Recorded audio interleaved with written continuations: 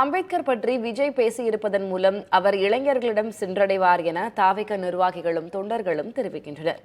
இதனிடையே புத்தக வெளியீட்டு விழாவில் பங்கேற்ற தொண்டர் ஒருவர் விஜய் தவறாக வழிநடத்தப்படுவதாக கூறியுள்ளார்.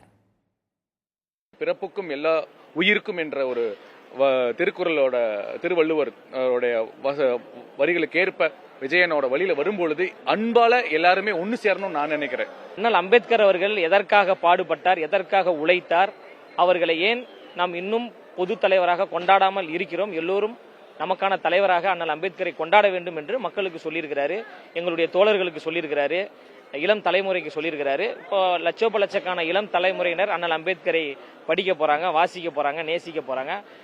அவரை அடுத்த கட்டத்திற்கு ஒரு உயர்த்தக்கூடிய ஒரு ஒரு சிறப்பான ஒரு பணியை எங்க தலைவர் தளபதி அவர்கள் கொடுத்திருக்கிறாங்க. புரட்சியாளர் அவர்களின் மேடை அது. புரட்சியாளரின் கருத்துக்களை இம்ப்ளிமெண்ட் பண்றதற்கான ஒரு களம். ஒரு தியரிட்டிக்கலாக இருந்த விஷயத்தை கன்சிராம் இம்ப்ளிமெண்ட் பண்ண மாதிரி தமிழகத்தில் 1,40,00,000 ஷெட்யூல் காஸ்ட் மக்கள் இருக்காங்க. அதற்கான அதிகார பங்கீடு என்ன? ஒரு புத்த மத பிரச்சார இயக்கமாகவும் தாழ்த்தப்பட்ட மக்கள் மட்டும்தான் இங்கே ஏதோ இந்தியாவில் தமிழ்நாட்டிலையும் தாழ்த்தப்பட்டவரை மற்ற ஜாதியினரெல்லாம் கொலை பண்ணுற மாதிரியும் கொள்ளையடிக்கிற மாதிரியும் ரொம்ப ஒரு 18ஆம் நூற்றாண்டு கான்செப்டை வச்சு விஜயை அழிக்கிறதுக்காக தான் இந்த கூட்டமே நடக்குது.